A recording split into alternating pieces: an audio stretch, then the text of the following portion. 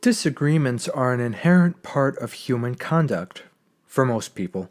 Not for me, though, because I'm so laid back that I sometimes have trouble breathing. Now, when you come across disagreements, an important thing to remember is that the odds are 50-50 that you are correct.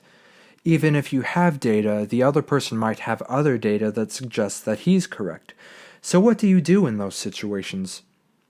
If you said give up and give in to the emotional black hole from whence you came, you're on the right track, I think. However, there is a more effective way of solving the disagreements. I will take a couple common examples that I have had to deal with. First example, climate change. As far as I can tell, the one side says that climate change is real and is caused by man, and the other side says climate change is real and is caused by nature. Here's the problem with this disagreement.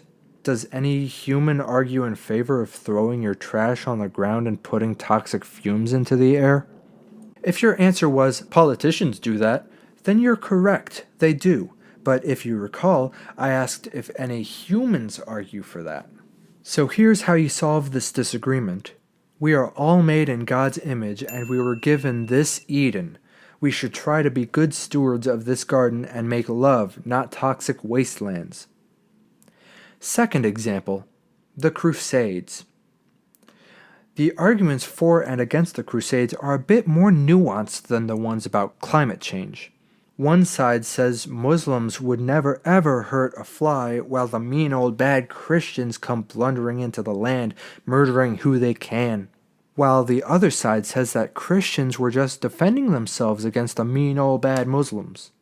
Now you might be thinking, why are we still arguing about who was right in a war that was fought essentially 1,000,000 years ago? The answer is that I don't know. People seem to think it's important, and who am I to argue otherwise?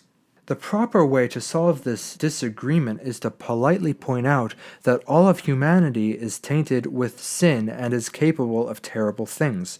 So don't dwell on things that we can't change and try to make a difference in the things that we can. You schmuck. In conclusion, when you're working out your disagreements, just try to find common ground, even if the common ground is only how terrible everyone on the planet is. That's still common ground.